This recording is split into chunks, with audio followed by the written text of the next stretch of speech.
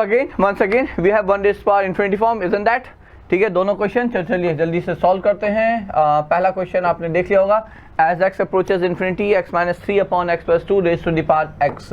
तो यहाँ पे भी देखिए समस्या ये है कि आपके दोनों ही एक्चुअली पूरा फॉर्म आप तभी डिसाइड कर पाएंगे जब जो कि बेस है, as x tends to infinity. आपको ये देखना है बेस किधर जा रहा है, तो बेस आपका अब ये इन्फिनिटी बाय इन्फिनिटी फॉर्म है। Though we haven't discuss any question based on infinity by infinity form, but एक सिंपल डायरेक्ट रूल हम आपको बता देते हैं। If you come across infinity by infinity form और ऊपर और नीचे दोनों ही आपके अलजेब्राइक एक्सप्रेशन है और ऊपर और नीचे की डिग्री यदि सेम है, जैसे ऊपर भी लीनियर एक्सप्रेशन है नीचे भी लीनियर एक्सप्रेशन डिग्री सेम है, तो आपका आंसर डायरेक्ट है इन्फिनिटी बाय इन्फिनिटी फॉर्म का। जो highest degree term coefficient numerator में है, ठीक है, तो 1 हो गया, अपॉन जो हाईएस्ट डिग्री टर्म का कोफिशिएंट डिनोमिनेटर में है, तो वो आ जाता है आपका आंसर।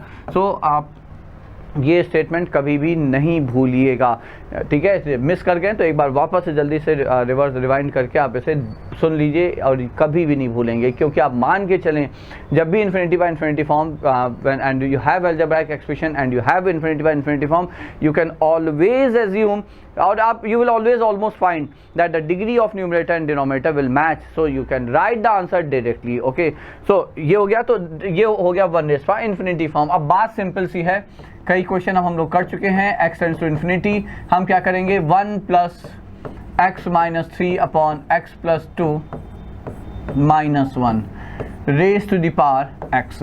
ये हो गया अपना एफ ऑफ एक्स। तो अब हम इसे लिख देंगे e raise to the power limit as x tends to infinity, ठीक है।